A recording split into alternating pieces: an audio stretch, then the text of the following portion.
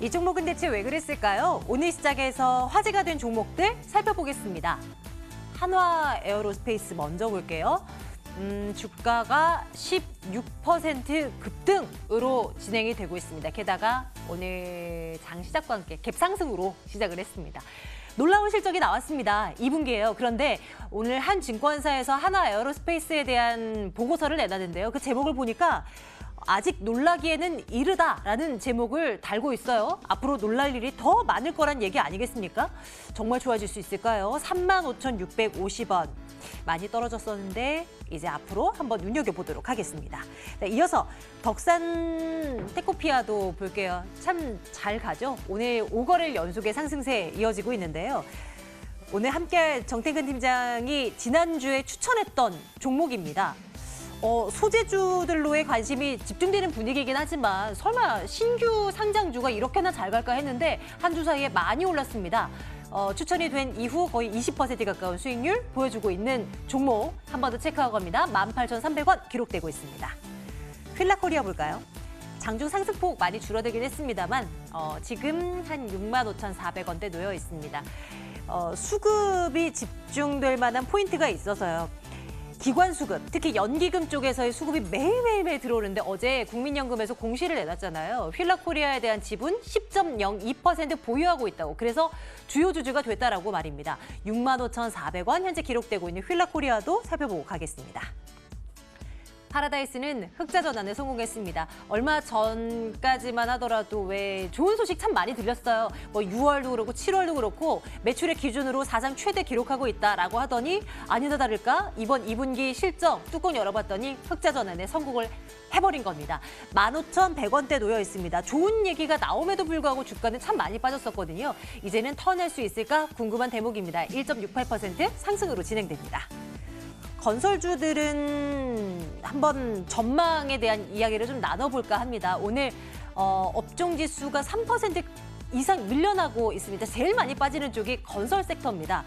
대림산업, GS건설, HDC, 현대산업개발 등등의 주가 하락폭이 뭐 5% 안팎으로 책정되고 있는데요. 공통점이 그거잖아요. 우리 지나가면서 아파트 브랜드 딱딱 그 머릿속에 들어오는 그 아파트 브랜드들 짓는 업체들입니다. 아무래도 어제 이 분양가 상한제 발표가 있었는데 그로 인한 영향을 받나 싶기도 합니다. 어떤 대응 전략 유효할지 이야기 나눠보도록 하겠습니다.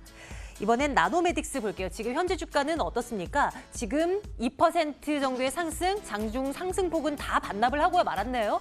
장 초반에 뉴스가 전해진 것이 투자의 기재 짐 로저스가 사내이사로 영입된다라는 소식이 있었습니다. 그러면서 투자자들의 관심이 쑥 집중이 됐었는데요.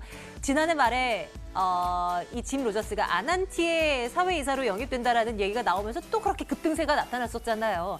나노메딕스 어떻게 볼까요? 이 이슈를 토대로 해서 진단 내려보도록 하겠습니다. 이마트 볼게요. 어제 어닝쇼크 기록했고 주가 신저가 기록했다고 이 시간을 통해서 말씀드렸었는데요. 오늘 가격 급반등에 나섭니다. 이유가 있습니다. 자사주 매입 뉴스가 나왔거든요. 8년 만에 1,000억 원 규모의 자사주를 매입해서 주주 가치를 제고하겠다라는 입장 발표가 있었는데요. 이제는 달라질 수 있는 것일까요? 챙겨보도록 하겠습니다. 종목에 대한 이야기요. 오늘 프라임스택 정태근 팀장과 함께 말씀 나눌게요. 팀장님 어서 오세요. 네, 반갑습니다. 안녕하십니까. 덕산 테코피아의 수익률이 좋아서 그래도 시장 대비 이런 종목 참 좋네. 팀장님 오늘도 좋은 종목 가지고 오셨겠지라고 기대를 하면서 기다리고 있었습니다. 참고로 말씀드리자면 오늘의 탑픽은 이마트입니다. 잠시 얘기를 나눠보기로 하고요. 먼저 뭐 얘기를 해볼까요?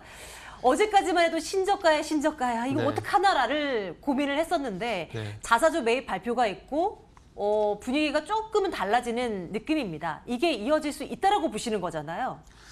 적어도 이제는 빠지진 않는다라고 이렇게 볼 수가 있겠죠. 그러니까 이마트 같은 경우에는 뭐 지금 만약에 외국인이라든지 기관이라면은 아마 공매도를 하게 되면 수익이 더 많이 얻을 수 있을 것 같아요. 그렇기 때문에 그런 부분 수익이 좀 많이 확보가 됐고 그리고 많이 빠진 종목들 낙폭과대라는 표현을 많이 쓰는데 네. 이 낙폭과대 종목들 같은 경우에 아시겠지만은 상승도 그렇고 하락도 그렇고 그냥은 없거든요. 그래서 많이 낙폭과대 종목들 중에서 가장 많이 나오는 핑계가 제도권 있으신 분한테 좀 죄송한데 저 PR, 저 PBR 이 얘기를 하면서 네. 저평가했던 얘기로 많이 그런 얘기를 하거든요. 네. 근데 이마트 같은 경우는 그런 것보다는 일단은 자사주 매입이라는 액션이 나오게 되면서 앞으로 이 동사에서 주가 방어를 위해서 어떤 노력을 할 것이다. 그런 신호가 나오면서 요 핑계로 또 그리고 많이 빠졌잖아요. 그러니까 최고점 대비 32만 5천 원 대비해서 보게 되면은 거의 2배 이상, 한 70% 정도 하락을 한 상황이거든요. 그렇다면 상당히 뭐 주가도 많이 빠져서 낙폭과대 상황에서 이런 핑계가 나왔다라는 것은 낙폭과대는 이런 저가에서 든 핑계가 충분히 나올 수가 있다라는 거죠. 그래서 이런 부분들 때문에 제가 볼 때는 적어도 추가 하락은 좀 제한되지 않겠나라고 생각을 하고 있고요. 그리고 기술적 반등에 나설 가능성도 상당히 높다라고 생각을 하고 있습니다. 그래서 아직까지는 조금 아쉽지만은 기술적 반등에 좀 주목을 해보는 게 좀 좋지 않겠나라는 생각이 들고요. 네. 그리고 그 이후에 이제 또 아시겠지만은 가지고 있는 매장에 대해서 자산 유동화를 실시를 하게 되면서 이제 적자가 났잖아. 그럼 이제 적자를 방어를 해야 되잖아. 그러면 이 적자를 방어를 해 나가는 부분들이 비용 절감밖에 없거든요. 그러면 아쉽게도 뭐 구조조정이 있을지 없을지 모르겠지만은 어쨌든 뭐 인건비라든지 그리고 이런 자산 유동화를 통해서 비용 절감 효과가 발생이 되게 된다면 또 빠르게 적자가 축소될 것이라는 그런 긍정적인 얘기가 나올 가능성도 있다라는 거죠. 그래서 그런 부분들까지 어떤 시나리오를 계속 연결해 보게 된다면은 앞으로 좀 추가 하락이, 그러니까 뭐 추세적인 상승은 제가 아직까지는 조금 너무나 앞섭니다. 그런데 적어도 추가 하락이 제한이 되고 기술적 네. 반등은 나올 가능성이 높기 때문에 낙폭과대로 인한 반등 가능성이 높기 때문에 이걸 한번 노려보자. 뭐 그런 관점에서 일단은 탑픽주로 일단은 말씀 좀 드릴 수가 있을 것 같고요. 그리고 기술적으로도 보더라도 지금 요 종목 같은 경우는 61선에서 좀 저항으로, 61선 저항으로 좀 생각하는 종목이었거든요. 61선 네. 지금 색깔이 네. 예, 요 색깔이 그러니까 13만 네. 5천 원 부분이에요. 그래서 요 선이 지금 쭉 내려오게 되는데 요 선이 이전부터 보시면 저항이 되고 있거든요. 그러면은 11만 3천원에서 13만 5천 원까지만 올라간다고 하더라도 한 15% 20% 정도 수익이라면은 충분히 괜찮을지 않을까 생각이 들어요. 그리고 앞에 덕산테 코페 얘기해 주셨는데 그 정도 한 20% 정도 되거든요.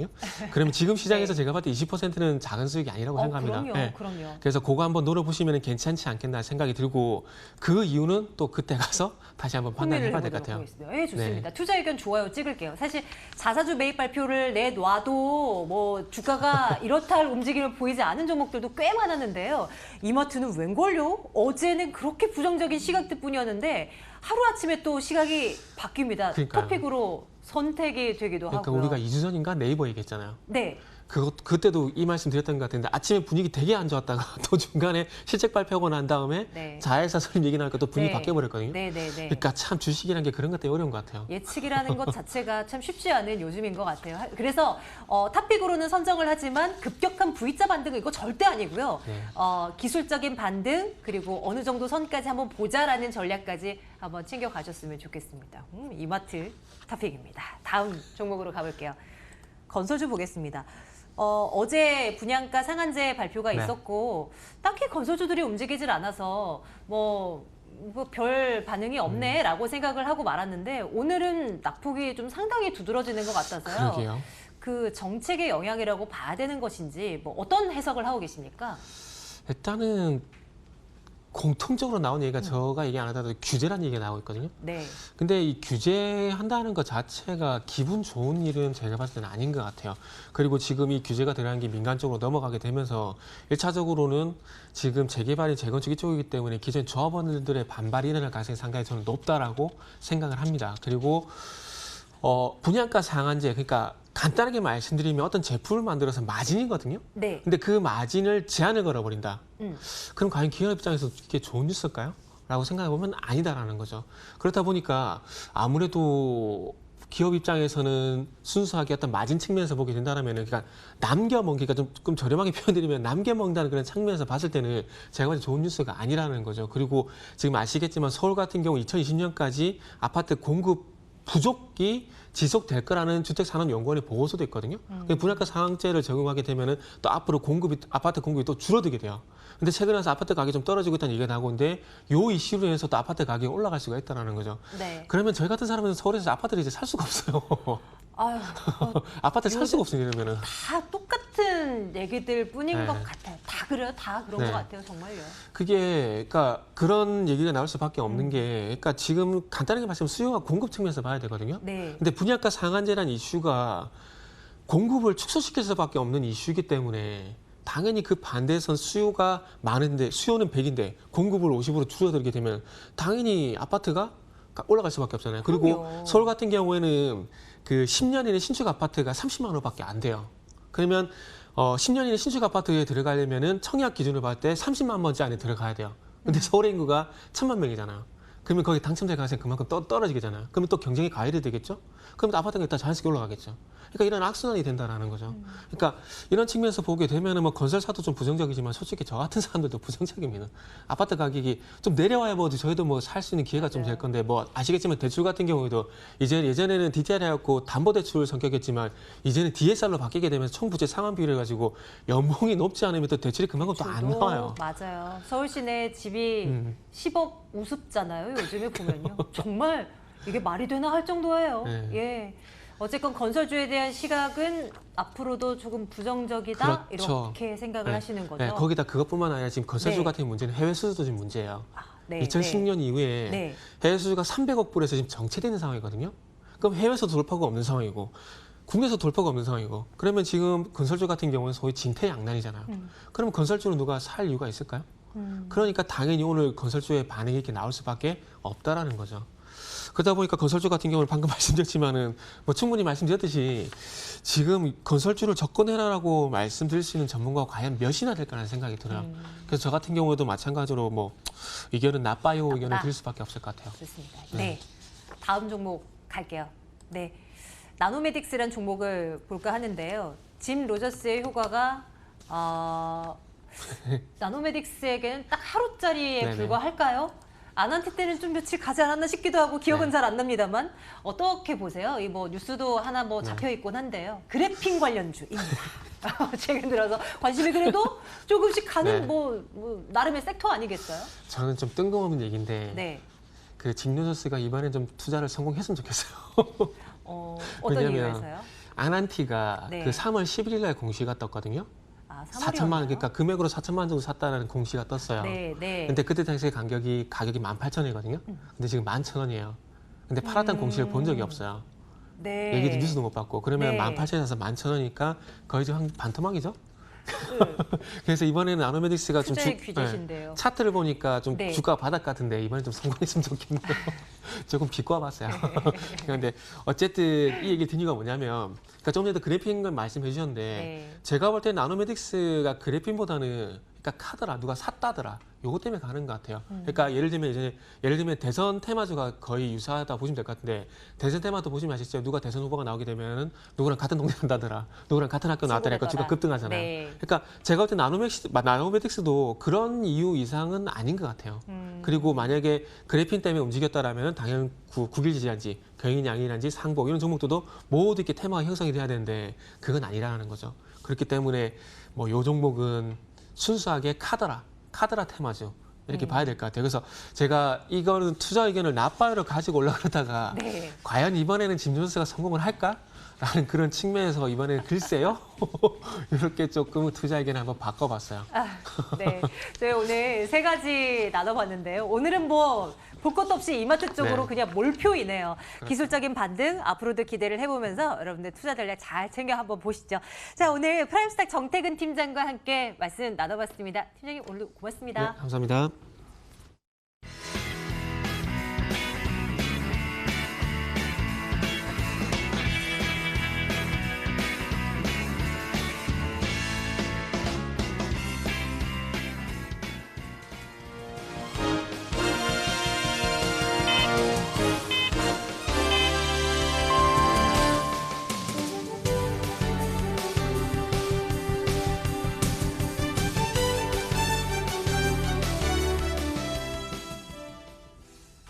(8월 13일) 화요일에 거래 마쳤습니다. 글로벌 증시 전반적으로 스산합니다. 일단 간밤 미국뿐만 아니라 유럽 주요국 증시 일제히 하락 마감했습니다.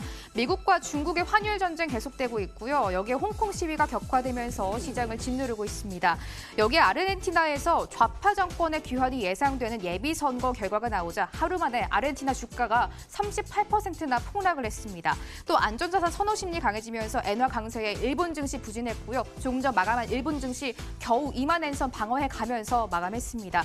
이렇듯 글로벌 증시 부진하면서 직접적인 악재가 또다시 나타나진 않았지만 일단 반등에는 제동이 걸린 국내 증시입니다. 국내 증시 마감가 여기서 열어보겠습니다. 8월 13일 화요일에 마감가입니다.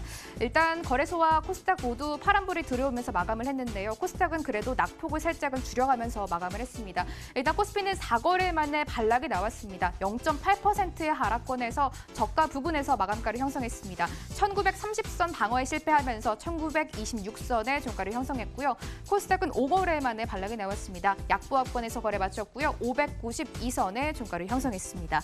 오늘 반도체 소재 또 부품주들 시장 대비해서는 그래도 선방했던 모습 보여줬습니다. 특히 이미지 센서 관련주들이 들썩였던 하루였는데요. 이미지 센서는 이 카메라의 필름 역할을 수행하는 반도체입니다.